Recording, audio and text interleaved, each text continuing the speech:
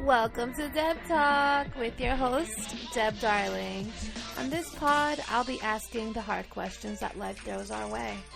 What some are scared to talk about and others wish they did. Sex, cultura, kids being assholes, overeating, butt sex, shitty jobs, and so much more. I'm on this journey of getting to know myself and others. So come join me!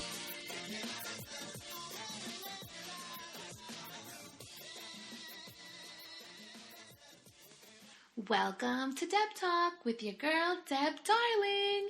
I am here with my first and absolute best guest ever.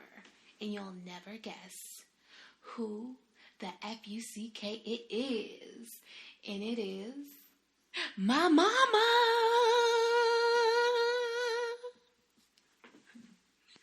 Hi.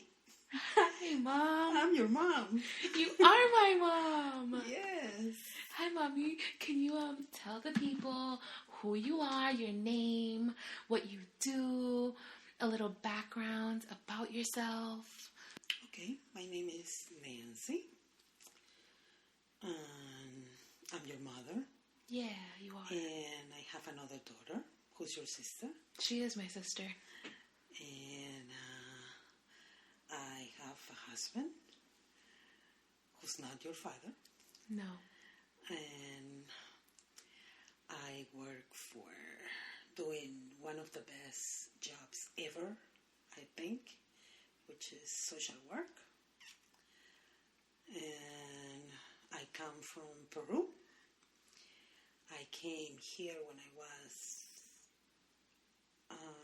maybe 20 or 21. I not even remember. Yeah, that's it. Well, that's amazing, and I'm so happy you're here with me. Thank you so much for agreeing to come on my podcast and come talk and be interviewed by me, because a lot of my social media has gotten the privilege to see you in pictures, but I don't think people usually ever hear you because I don't really take videos with you or anything like that. So I figured, why not have the person that made this amazing human being on, so people can meet them, you know what I'm saying? Mm-hmm. So, all right, let's get right on into it. So for my first segment, like I said in my first episode where you guys got to know me, is the weekly inquiry, where it is a question that I inquire about, and we kind of get to the root of it. We start asking questions, we start answering questions, and hopefully by the end of the episode, we have gotten some motherfucking answers. Okay? So yeah, this week's inquiry is, how was it coming to America? So how was it coming to America, Mom? Coming from Peru and all that good stuff. How did it feel? How was it? Was very scary first.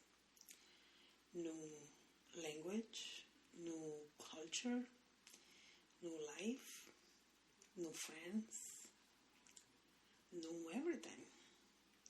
It was very scary. At that age, I left a whole life in my country, so it was hard for me because I missed a lot of my life over there. Mm-hmm. But at the same time, it was interesting. It was cool to meet new people, to see New York City. It was the first big city I saw in my life, and it was very impressive. It was nice, actually. It was an experience. It was a very tough experience because it was the first time I had to work. In Peru, I used to work, but I didn't know that we have to pay rent, for example. I only worked for me. Mm-hmm. And I used to spend my money only me and my little sister, and I never knew have to pay rent, or you have to pay bills or stuff like that. But when I came here, my mother told me that life here was different, so we had to work to pay the bills. So I faced that responsibility. I would think for the culture in this country, it was fine. I was at that age, but I wasn't used to it. In my country, girls live with the parents until they get married. It can be 40, 35, 30, 28. It can be at any age, but they don't get independent. They don't live independently. They don't work for themselves. No, you don't see that. And when you arrived here, you came to live with my grandma, and so it was just you when you came. Yeah. And your siblings stayed behind. Is there a reason why you came and they didn't? Well, first, how many siblings do you have, and why? I had 4 siblings at the time I came. My oldest sister, she was married with 4 kids. She never had a plan to come over here to live. My brother was in Japan, working and living there. Why did he make the move to Japan instead of the United States? Looking for better opportunities for work. So my 3rd brother, he was living in Peru, but he had plans to move to Argentina or to any other country in South America because he never liked Peru. And he didn't want to come here. And my little sister, she was going to come right after I came. Actually, she was supposed to come with me. We were supposed to come together, but we had some issues, I don't remember what, but she couldn't. So at the end of that same year, she had a baby. So that paralyzed all the plans, and she stayed over there with her family. That makes sense. Well, that's interesting. So, did you miss them? Like, especially your little sister? I miss my sister so much. That was, I think, the worst pain I ever had, like missing her, because it was only the 2 of us. My brother, my older brother, my next older brother, we were 9 years apart. So we never got to live the 5 of us together because my oldest sister was 13 years and the other one 12 and the 3rd one was 9. So by the time I reached 10 years old, to be 10 years old, my brother wasn't living with us anymore. He was 19. He was out of the house. So it was always my sister and me. And we were very close. So that definitely is tough. I can relate because about, 7 or 8 years ago, was it when you moved to Florida? 7 years ago. 7 years ago, you moved to Florida. And it was the prime time that It's going to be 70 years ago in July. It sounded like you said 70 years ago. No, 7. It's going to be 7 years in July. Yeah. When you left, I felt so heartbroken because that was the time. We were only 3 hours and a half away. In a plane ride. When I left my country, I think it's like 24,000 miles. Jesus away Christ. From my family, my friends, and my life. So I know it's a little different. It's a little different, but it's totally different. But you guys left. It was you, my sister, my grandmother, and I stayed behind by myself. Because you were going to school. I know I was going to school, but I tell you this all the time. You know how many kids left the house and go away to schools and they don't see their family for the first semester, which is, I believe, is 4 months. And some of them, if they have a job, they have to stay. They are working the job the summer, and then they have to study for a year. At least you had the chance to go to Florida anytime you want to. I know. And you went anytime you want to. So it's not the same, honey. I know. It's still you can't invalidate how I felt. Oh, no. I still felt Not at all. very You heartbroken. felt behind. I felt alone. I felt abandoned. I felt You like were not. I'm telling you what I felt, not if I was or if I wasn't. Do you want to vent our life and feelings in this podcast? What? Do you want to vent? Oh, vent? How you feel? Yeah. Yeah, of course. No. This is, you didn't tell me this interview was going to be for that. Okay? Gotcha. All right. So, get back to the... Yeah. To the question. To the inquiry, yeah. So, how... did you speak English when you came? I spoke it, yeah. But it was English from England because I went to an England school in Peru for 3 years to learn English. So... Like in England school, you mean a school that was from England, not yes. like an English speak. Like, okay. Yeah. So I went to school. I studied for 3 years. And I always said, I speak English because I wrote it right and I read it correctly and all that. But when I came to this country, I realized that English was a little bit different. And then I started thinking, I don't speak English because I don't understand a word of what these people are saying. But did you read correctly and everything? Was that I expressed myself better writing, which I did a lot.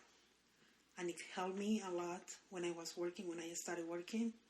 Because for people, I always tried to be quiet because I felt that I wasn't speaking right. And I couldn't understand because the accent in New York, my first job was... No. I started working in New Jersey, where I came originally. I came to Elizabeth, New Jersey. And then when I went to work in New York, I worked in a store, in a clothing store.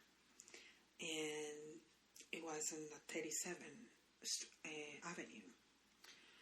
So the 37th Avenue is a very famous street in New York, in Manhattan.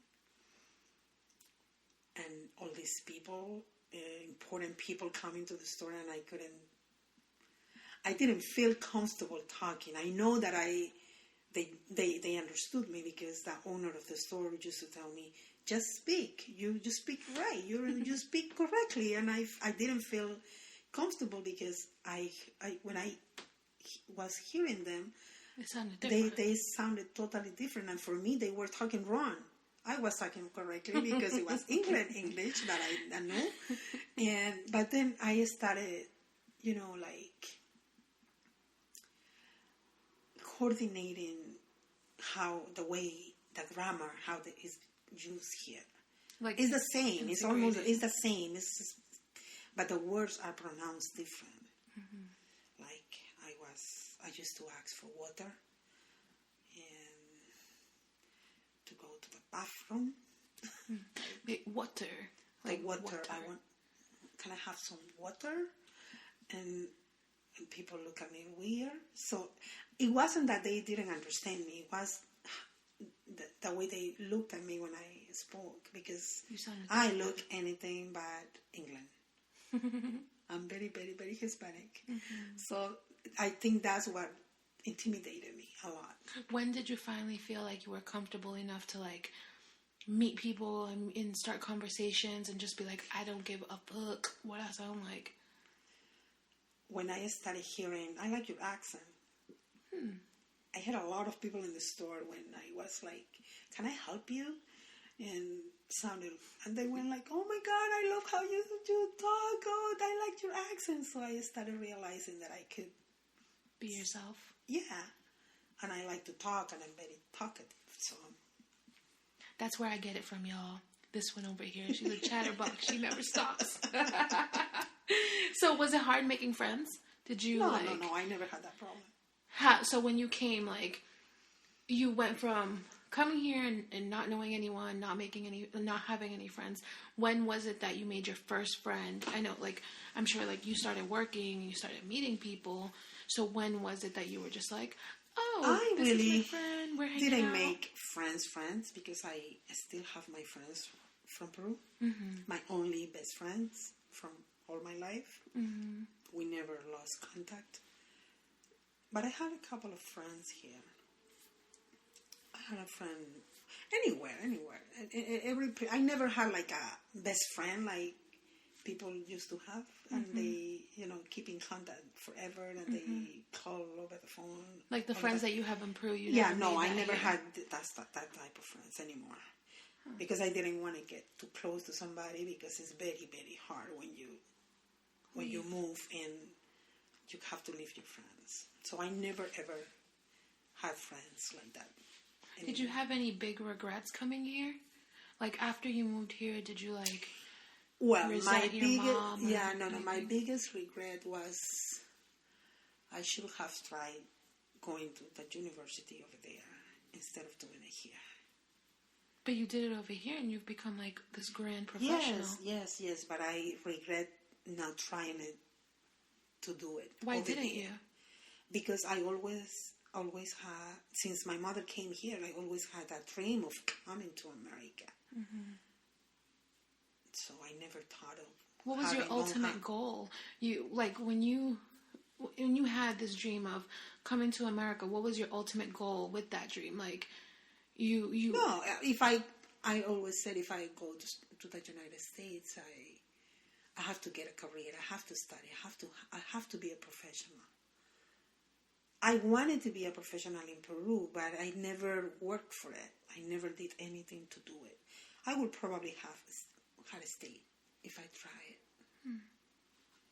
I was going to say, so I would have been 100% Peruvian, but I come from my dad's nutsack, not you. No, you will have another mother. Yeah. I explained to you that. You have explained that to me, because I always say, that would be my dad, or this, and she always goes, you come from your dad's balls.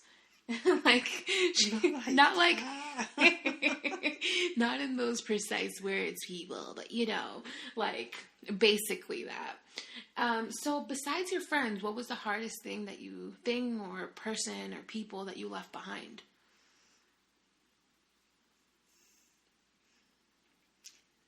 I left the boyfriend. And he had never any intentions of coming here? No, not at all. So I know it was over when I came here. I know you're married, and I know you respect your marriage, and I love him too. But do you think he's the one that got away? You know how they have that saying? The one that got away is, how do I say it in English? El que dejaste ir. El que dejaste ir. No. Okay. He was a player, I know that. But you were a player too, weren't you? Really? Are you going to ask me yet? I don't know. Yeah. I'm not answering that. Okay, that's fine. At what age did you meet my dad? And when I was 22. So it was like right after, almost. Yeah, like a year after I got here. What did you like about him? He was fun. He was very fun. He made me laugh. Where'd you guys meet? Working. He was working with me. And how long after did you guys get married? Like a year after. And when was I born? Like the same year. Nice. Maybe 2 years after. No. We could get married. So, do you feel like you have accomplished everything that you set out to with coming here? Not yet. What is your ultimate goal? It has nothing to do with material, with money. It's more like to feel accomplished inside. Like spiritually and emotionally more than anything. I feel that. Oh, me too. Life is a constant move and change. So whatever I say today, maybe tomorrow I changed my mind.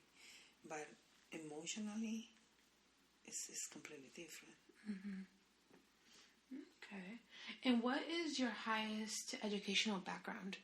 So you can give people a little idea, a little bit, a backstory of you. Or like... Educational background? Yeah, when did you start going to school, actually? Like when you got here? To higher education? Mm-hmm. Okay. I started when I was 28. Oh, wow. After I had you and your sister. So can you let us know what degrees you got and all that stuff? Yeah, I got a bachelor's degree and a master's degree. Did you get your associates first, or did you go straight? Yes. I got an associate's, but I didn't really I didn't have a graduation because I transferred to UMass Boston to finish a bachelor's. And what did you get your degrees in? My bachelor was on criminal justice. My master was in management. Why did you choose those? Criminal justice because I thought it was very interesting to read, because I like to read. And I wasn't wrong. I really liked it. What did you want to do? Because I know a lot of people say, oh, I want to go to school for this, but then they never end up using their degrees. Did you end up using how it works is my concentration was on criminal justice, which makes it my major. But my degree is in liberal arts. So liberal arts. So when I was looking for a job in criminal justice, I found that there were jobs that I really didn't want to do because I had you and your sister, and that those jobs demanded a lot from my life. Like, I had to be like a policewoman, or to go into kind of correctional prisons and stuff like that to make some good money in criminal justice. But using my liberal arts degree, I could do anything. And what was the first job you got after you got your degree? Let me think. Well, actually, I was doing financing. I was working for a bank. When you were going to school? When I was going to school. Like when I graduated. But to keep my job, I had to have a master's degree. Did you say that? Master's degree? And I had to do something. What in finance did you do? What was it? I was doing investments. And I had to have some type of education in finance. And you like finance? Because that's interesting that you went from criminal justice. But I never did anything with criminal justice because I was working at that time in the bank, and I really liked my job. And I did the school because a degree is a degree. And when I was doing the company offered to pay for my master's, so I was doing finance, so I decided to do my master's in management with concentration in accounting and finance because they were paying for it. Did you inquire about that, or did they offer it? They just said it? No, that was part of our like a benefits package. Benefits, yeah. Oh, that's really awesome. Financial institutions offer that.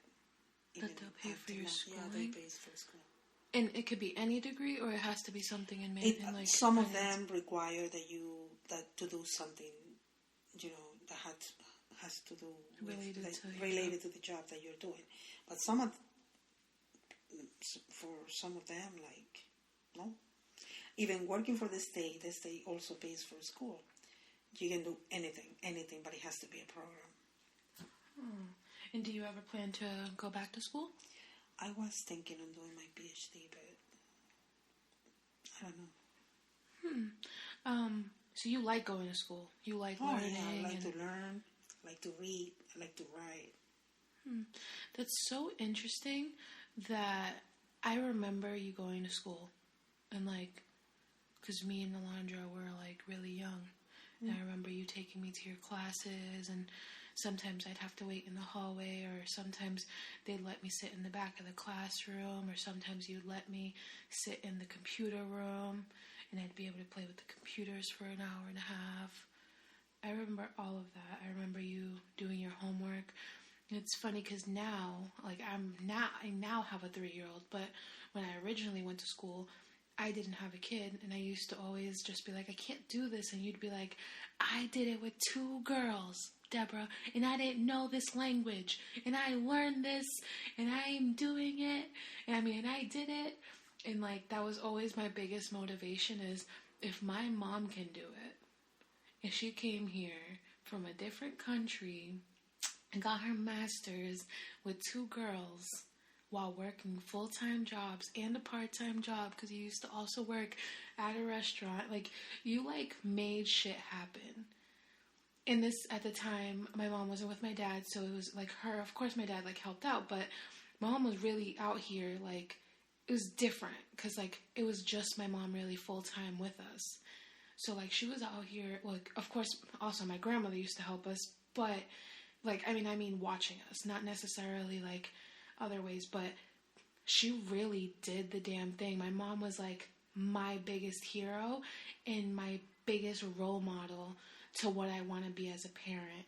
And it's just like, I don't even know the words to explain and express the way I looked at her. Like this, literally a hero. Like, you know how they say all heroes don't wear capes? Yeah, that was absolutely her. Like, my mom at the time, because she did finance, she worked at this beautiful bank in Boston, downtown. My mom used to dress so dope. Like, she was in suits and high-ass heels, and she used to have long blonde hair. And she was just like, my mom is still gorgeous, but like, where obviously the fashion in Florida is completely different than the fashion in the East Coast, like where it's like chilly, because in the East Coast you can wear nice suits, nice long jackets, pants, all this stuff. So she used to dress like I would literally look at her and be like, I can't wait to be her when I get older. But then, like, I'm just not nearly as smart as my mom. Like, her ass is so smart, and she writes so much, and we just went different paths, but I always just ultimately wanted to be the mom that she was. Just to, like, hold me down, hold my sister down, and just be a badass, bitch, and just, like, get that shit done. There was never any excuses. I remember the first time I saw my mom cry, like, for real. I'm going to tell them about the bed. We moved to the city, some city, I'm not going to say the city, but we moved, and it was like the first time really that me and my sister had our own rooms, because before we used to share, but this particular time, it was like the first time we had our own individual rooms, and my mom was setting up my sister's bed, and and she's sitting on the floor, and I'm not helping or anything, because like, the hell, I was like, what, 15, 14, 15, and I'm just like looking at her, and then I'm lying, I'm just walking by and doing whatever, when I just start hearing her crying, and I'm like, Mom, what's wrong? And she's like, I can't do this shit, in Spanish. No puedo hacer esta mierda. And I was like, Mom, just wait a minute, just don't give up, like, just wait. And that was the first time I felt like she was actually giving up, but she wasn't really giving up, she was just so frustrated, and that was the first time I saw her show this, like, so much emotion, because my mom has always put up this brave face, because she's always been this strong, independent ass fucking woman. So to see her do that, and then of course after that I saw her maybe cry a couple times, but it was just like shit that I did that caused her to cry, like out of frustration, because I was fucking horrible as a teenager. But I wasn't horrible. I was just a teenager. Yeah, I was a teenager that just did stupid shit. But yeah, that was the first time. But like, before and even after that, I was like, wow, even heroes cry. And like the fact that I never had seen her cry or show that type of emotion, it just got so real. I was like, wow, she's really human. She's not like I saw her like, you know, when you watch TV or you watch those shows where you see these superheroes and you usually don't see them cry. You don't see them suffer in any type of way. That's how I saw her. So I was just looking at her like, oh my God, I don't know what the fuck to do. Should I comfort her? So of course I went over to her and I hugged her. I was like, Mom, it's okay. Just take a break. Just take a break. When you get back, you'll do it. You'll do it. It's fine. So she took a break and of course she got back and guess what? She finished that shit like a G and she got it done because my mom never, ever, ever gave up with anything. Anything. Like, she never, like, if she was financially struggling, we would have never had any idea. Because my mom worked her ass off, and she gave us everything we asked for. I was a sneakerhead growing up. So my mom was always like, if you bring me a good grade, I'll buy you a pair of sneakers. Mind you, I had no idea how much, like, rent was. I didn't have any idea that she was paying for food because she never got food stamps. I never had any idea that, like, she was paying for all of these things. And on top of that, she took us to, when she would get paid, take us to dinners, buy me, like, stuff. She would be like, if you do this good, if you get, like, an A or whatever, I'll take you to go buy an outfit and sneakers. I remember the first time I asked her to get a piercing, and it was like my chin pierce, remember? And I was like, what if I write like an 1,000-word essay? And then like this, she's like all this stuff, and she said, okay, you can do that. So then after, I don't think I ended up doing, I did something else. So I never got I ended up getting my chin pierced, but not like the middle of my chin. She ended up, I ended up getting that one. Instead of getting that piercing, she was like, what about if I get you a pair of sneakers, a pair of jeans, and a shirt?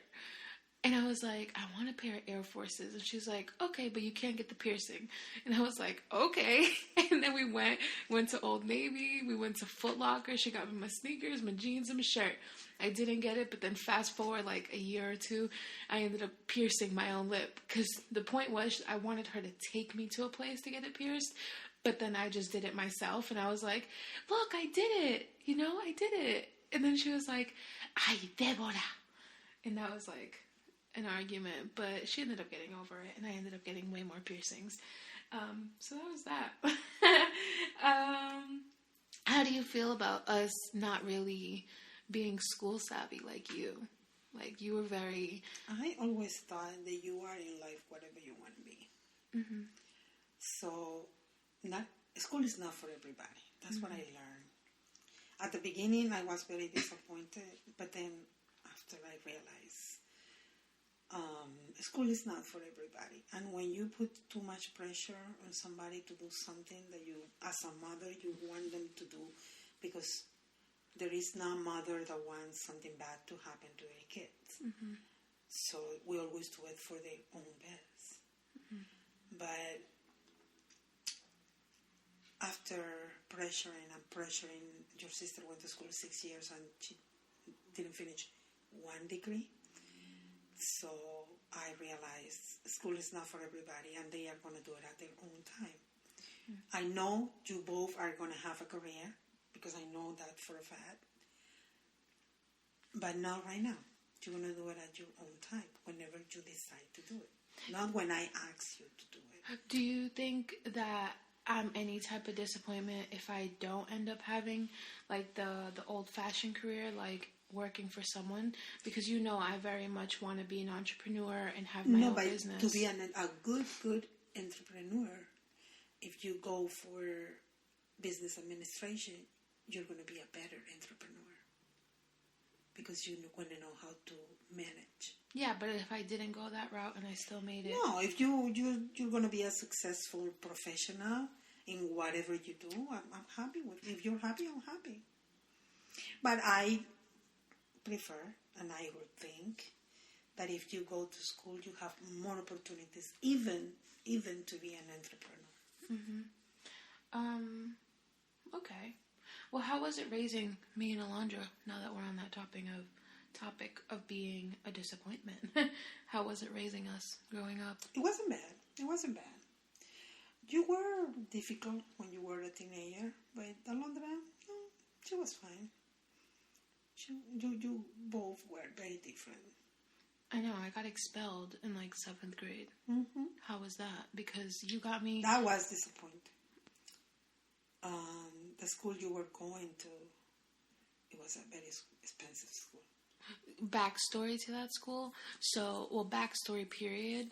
My mom had sent me to Peru for a year, me and my sister, and we got to like enjoy the culture and do all that, and it was actually the most amazing experience I ever experienced.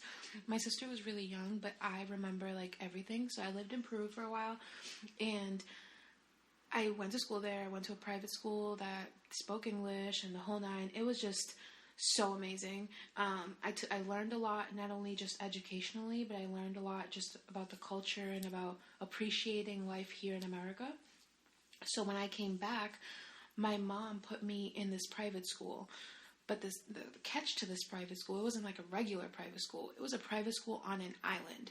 Yup, on an island, where I had to take a boat every single morning and every single afternoon, every evening, because it wasn't even like the school ended at 2 o'clock. School ended at 5 o'clock, where I had to go take the boat at 5 o'clock, bring it, they would take us to the dock, let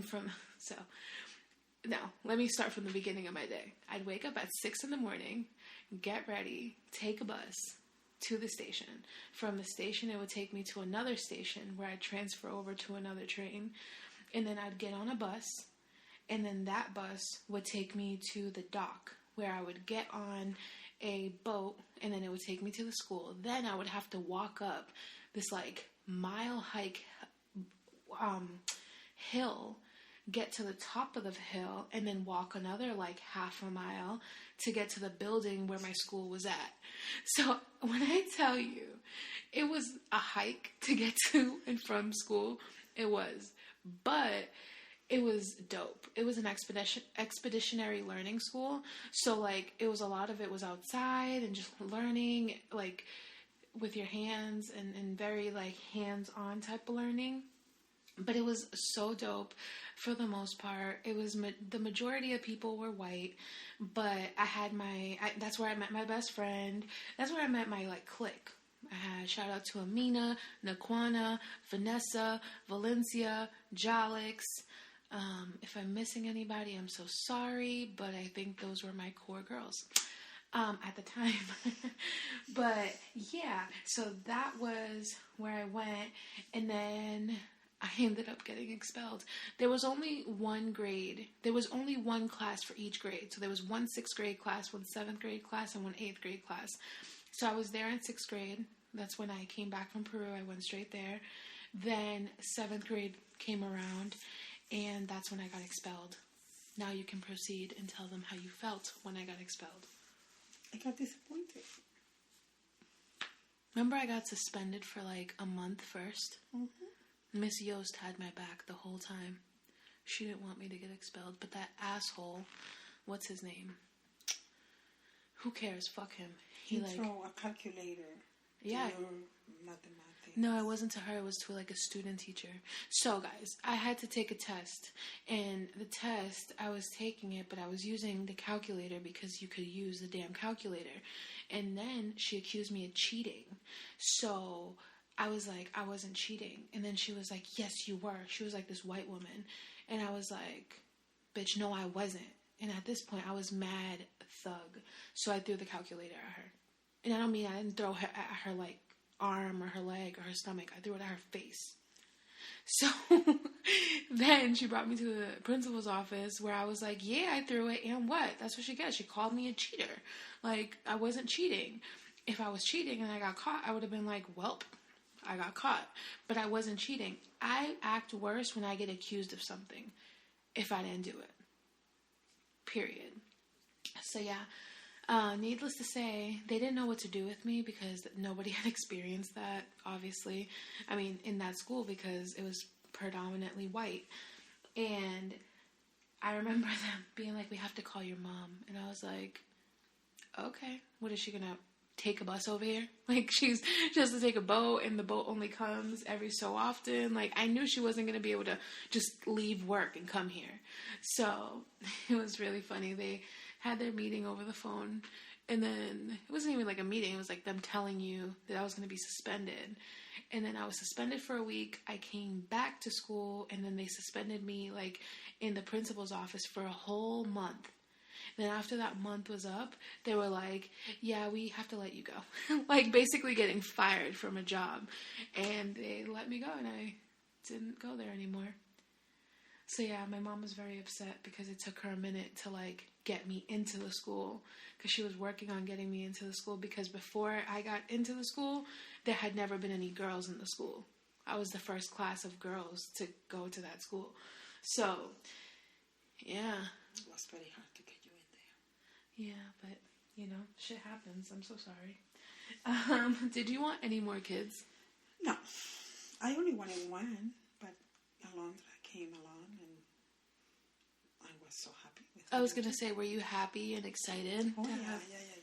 How was I? You know how, like, Victoria's always like, Brooklyn, baby sister. Was I, like, excited like that? Oh, yes.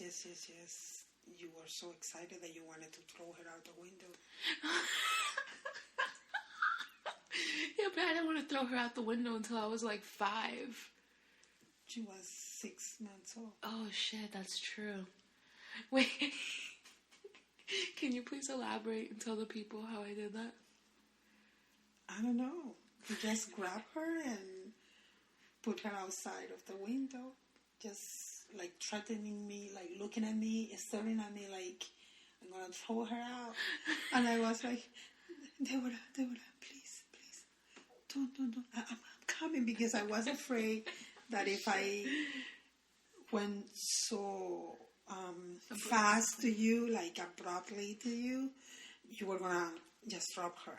But we had some neighbors that live below us, and they all came out, and they were waiting for Alondra for out there. Like, okay, let her drop it. I'm like, no! Oh, shit. Wait, so did I show jealousy a lot? Yeah. Did I hit her often or anything? No. What was it? Why did I, like... Did you see that coming? You know how some things you can see coming, like, oh, this kid is kind of jealous or... No. It was something that you did suddenly and oddly, because you never did that. You always were jealous because I was breastfeeding and you wanted to spend time with me, and I always was like, okay, hold on, I have to feed your sister. I have to do this for your sister. And always was... Hold on, because I have to do this. You know what it sounds like? It was your fault. Because you were not giving me enough attention. Maybe, because I was just separated from your father, and I had to work, and I had to breastfeed Alondra, and oh my God, it was hard. It was very hard. I couldn't do it. And I was working third shift. So I used to come at 7, take you to school, to first grade. Then my mother had to go to work, so I had to watch Alondra, but I had to sleep because I worked the whole night. Oh, wow. So I didn't have time when you came from school, like at 2:30. I pick you up, had to feed you, and wait for your grandma to come for me to sleep. I used to sleep in the afternoon, right before going to work, because I didn't have time to sleep. So I always turned the clock. So I can see how that could be hard, because you're trying to catch up your body with everything, plus having your body gets used to that. So overall, when you're young, you can do whatever. But for me, I think the biggest thing was I was so used to your 100% attention and all of that it must have been so tough, because I went. Yeah, it was tough for you because I never worked before. Mm-hmm. And I was with you 100% of the time. So when I got separated from you. So you see, guys, it wasn't that I was fucking crazy. Okay? wasn't just nuts. No, I was recently separated. I had to work for the first time. And you started first grade that year. And it was hard. That's all I can say. It was hard. I bet. I can't even imagine. I cannot even imagine going through that. Well, here I am today. How do you feel now with me as a 20-year-old, I'm not 20, as a 28-year-old woman? Do you think you did a good job? Yeah. I think you did too. I think you did. You are good citizens. You don't hurt nobody. You respect people. You respect yourself. You don't hurt yourself. And that makes me happy. That makes me satisfied. How do you think I am as a mother? You need to learn a lot. But you'll get it. You'll get it through the way, through the path. Okay. You're gonna get along, with everything.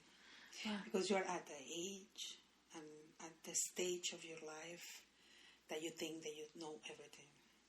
Everybody passes through that. I think I went through that before. I don't think I know everything now. Especially because, I feel like there are times where I'm just I don't know. So I'm very self-aware that I don't know everything. So I definitely don't think I know everything. I think I know everything about my daughter. That's what I perceive. Mm-hmm. Well, yeah, because... You ask me how I see it, not what you think. I know. But I know, because the thing is, we're talking about being motherhood. I don't know everything about being a mother. No. I think I know everything about my daughter. Not really. Not really what? Know your daughter, because when your daughter is by herself with me, she is another kid. But that's all every kids. Yeah, that's all kids, though. But you want me to expect to do things when you guys are with her. Because I say, she's a different... she was so good when I was taking care of her this afternoon. And then when you come, you expect me to keep taking care of her. And you expect her to behave the same way she was doing it with me before. But she's not, because you both are here. Mm. So it doesn't work like that. I guess, because you know what my thought process is. It's you think you know her as a kid. No, I don't. So well. I just know that she's a kid. That's it. And kids are kids. Yeah. In general, every kid is different. Every kid has different feelings, different behaviors, and stuff like that. Mm-hmm. But I'm talking just for my time with her. Mm-hmm. Not what is going to happen later. When you and her father are together or are with her, she is another girl. I don't know her. Huh.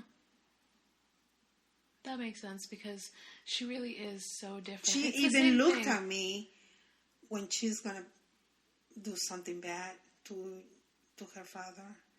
She just looked at me like saying, I don't care, because my parents are here now. Mm-hmm. You cannot do anything. Wow.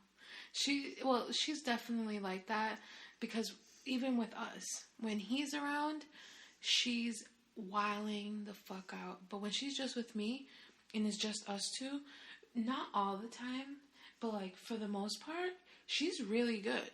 And she's chilling, and we're chilling, and we're having a good time. But kids are kids. Yeah. That's what I'm saying. Not that I know everything about her. No, I don't. I don't live with her. I just know what I see. I say that more so because of the way you act sometimes, or say things. I'm just like, well, you don't know that. Because when she's with... And it's right, though, what you just said. That she is one way with you and one way with me. Because... yeah, you can be having that experience, and I don't see that. So, of course, right now, I'm coming to that realization that, of course, you're going to have this experience. You're going to have all these different things to say about her because she is this different kid with you. Fucking little dick. Why is she like that? Every kid is like I don't get it. She's so... Oh, my goodness. I love my kid. Don't get me wrong. Like but it's like... When other people are around, her father or my mother, my child does not give a fuck about me. And if it's just me and her father, she literally beats my ass right in front of him. And I say beats my ass. She doesn't really beat my ass. She's 3 years old. But she will smack, like yesterday or the day before, she smacked the shit out of me because I wasn't looking at her. And then when we put her on timeout, she threw her shoe at me. When I tell you I wanted to fight this 3-year-old, I wanted to fight her so bad. Because I'm like, dog, why are you doing this? Like, I love you so much.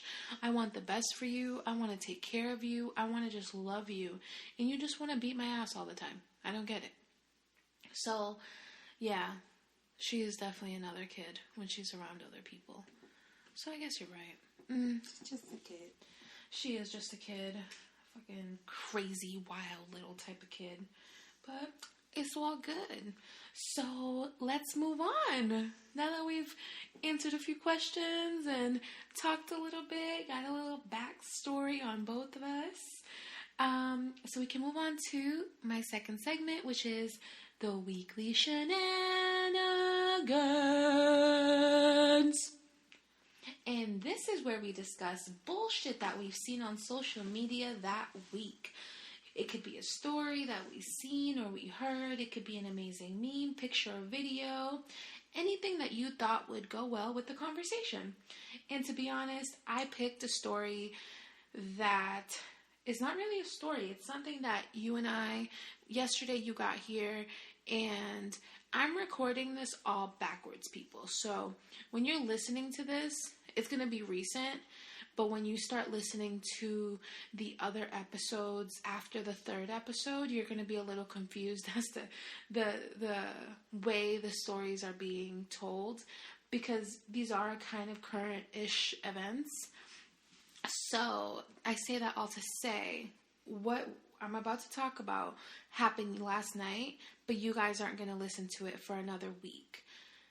And then future episodes that are going to be coming up, because I pre-recorded them, they're things that might have happened a couple of weeks prior.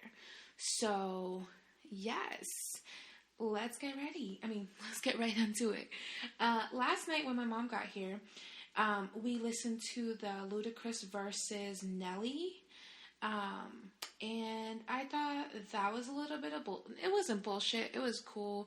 It was really nice to hear because it's old school music that they played. Not really old school, but kinda.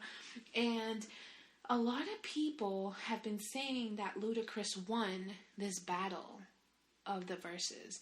And I personally don't think that he won, because when it comes to performing, even if it's just virtual, I expect some level of enthusiasm. I expect, shimmying a little bit or something. He was just nodding his head.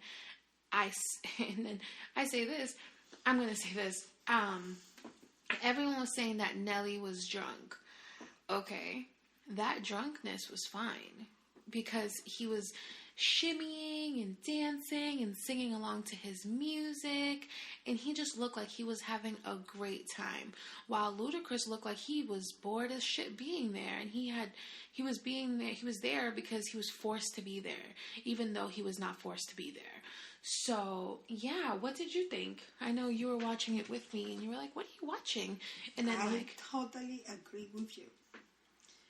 I like Nelly. Yeah. Wasn't he so enthusiastic? I don't even recognize Ludacris because he was so gone. It wasn't like... He wasn't hype. He wasn't like... It wasn't him for me. Mm-hmm, mm-hmm. I agree. Not that I am a fan of this type of music or anything, but... Yeah, but just watching it yesterday, you could tell, who was more into it and who wasn't. Oh, Nelly, definitely. Mm-hmm. He was so into. He was even dancing when Ludacris would play his music. Nelly was still bumping and supporting, and like you could tell that Ludacris was also supporting Nelly, but in a different way. He just looked like he had smoked way too much weed, and he had just been chilling way too much. Yeah, so that was my shenanigans of the week.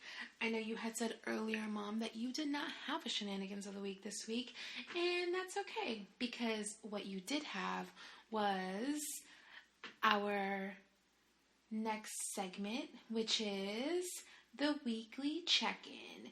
And this is where we talk about a current topic, something that we probably seen on TV, a movie, social media, the news, the magazine, anything that you thought was worth talking about.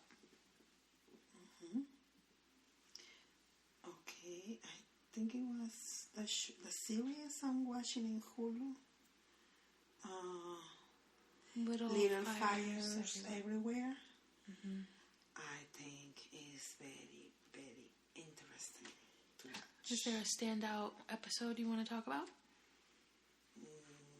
Yeah, I think it was the second one when they are talking about. They have like a book club, and they meet in a house, in one of the ladies' house, and the main character, which is Kerri Washington, who I really love, expresses something about how women see their own vagina, and expresses how some women not even know how it looks like, because they have never seen it. They have never put a mirror in between their legs to see it and, to see how it looks like. And she made like a metaphorical explanation about how women talk about other women and they don't even know their own body or their own self, their own self. So that's what I like about, and I gotta stick to the movie, to the show, and I don't want to stop watching it. No, you're addicted. Mm-hmm. So with that metaphor, do you think that that's true? Have you seen your vagina? Many times. Yeah, me too. Have you seen the vagina monologues, right? Or yeah, that's what you went with the was it with the laundry or was it with me? Okay, I thought so. I was like, I thought I saw it, but like we watched it. I wasn't. Boston. Yep. Here, over here. Mm-hmm. Yeah. But yeah, I seen that too, and I thought it was really interesting. I was like, oh wow, none of these women. What I didn't know is that it was based in a book. I didn't know that. Oh, I didn't know. I mean, I didn't know that either. Oh, actually, I knew it was based off of I thought it was a play or something. No, they made a play of the book. Oh. But I didn't know that story was made of the book. Huh. Well, yeah. I find it very interesting that all those women, they were all so grown. But I also think I'm not racist, y'all, but I think it's a race thing. Where, like, a lot of... I mean, I don't know for sure, but, like, when I've talked to certain races, like... when you, like, white women, I feel like are more uncomfortable to look at their parts. I think it depends on their backgrounds. What do you mean? It's not cultural. It's more their backgrounds. Like, there are mothers, like, who talk about the body parts, like, with their own words. Vagina, penis, your titties or whatever. But there are others who put names on it to those parts, and it's like they don't like to talk about it because they come from. Do that? I think everybody should do it the way they prefer to do it. I mean, I don't think there's a right or wrong way to do with it. It's like, I do call body parts their names. Mm-hmm. Because I think that avoids confusion in kids. I could see that. But where did the word, and like, because I call it coochie. I don't know where that came from, but like I call it that. And then like I've heard other people call it like cuca and like other things. I mean, you've always called it la vagina. And then vagina. But like, there's so many other names that other people call it. So I can see that. Yeah, because people name the body parts, like, because they don't feel comfortable saying it. I tell Victoria, we name our body parts. Like, we name, like, our arms, our elbows, our belly, our boobies, because Victoria is obsessed with boobs. So she's always, like, touching my boobs. So sorry, y'all, I felt like, I think I heard something in the background. She loves touching boobs, so she's always touching mine, and I always have to go boobies and belly and, like, all these different things. And I call it vagina. Because the other day in the shower, we take showers together. Not all the time, but sometimes when I'm trying to, like, rush through bedtime or shower time. So I'll take a shower with her. But the other day, she normally will kiss my belly and she'll go, Brooklyn, or baby sister, and whatever. I have this big belly because I'm 6 months pregnant.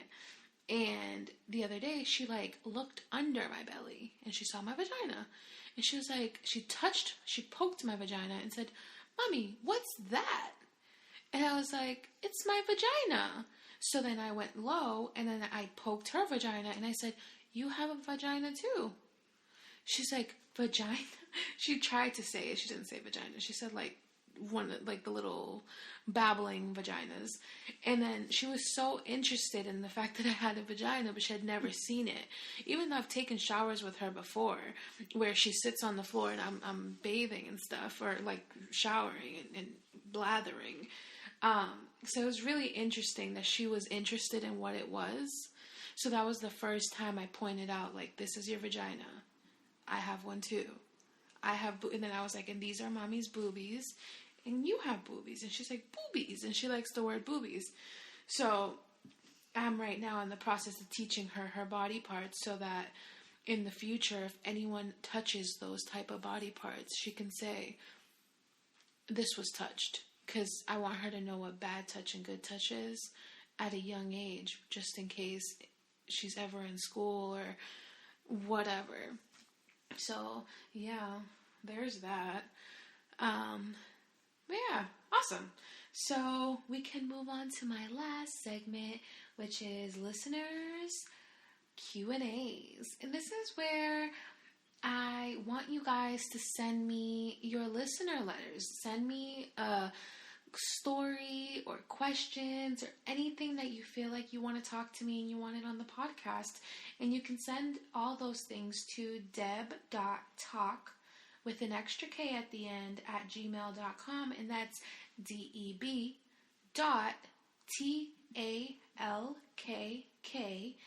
at gmail.com, and I'll read it out in the podcast.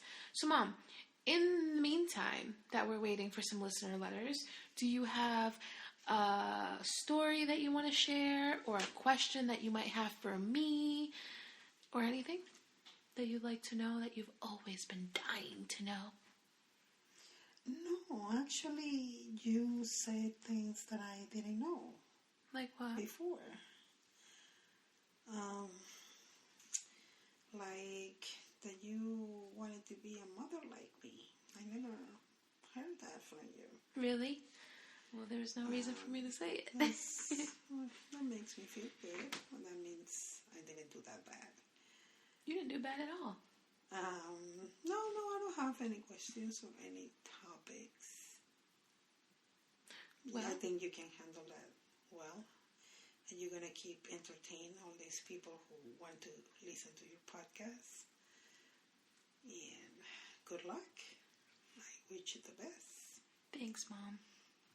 Thank you. You're welcome. Thank you for making me and keeping me, because you could have had an abortion and you didn't. You had me instead. I mean, why would you have an abortion? You were married, but still, like you could have been anywhere, and instead you were making babies and you had me. So thank you so much for being on and being vulnerable and talking to the people and staying up until 11 o'clock at night, even though we have a 8-hour car ride tomorrow from Boston to wherever the hell we're going to end up, because we're moving from, well, me.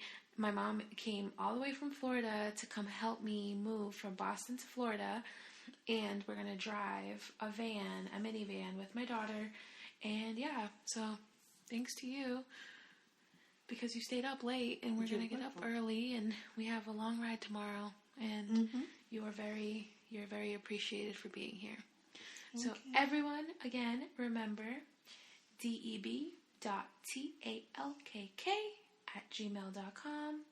And yes, please remember to subscribe, comment, rate us on iTunes and everywhere else you listen to your podcast. And yeah, thank you all for joining me on this amazing podcasting journey. We started this podcast asking, how was it coming to America?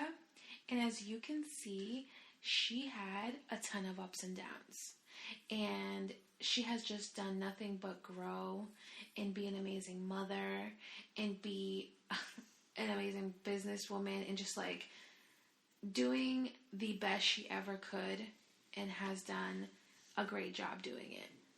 And like I said at the beginning, I just want to stride and be just like her and be able to show my girls the best example that she showed me and my sister.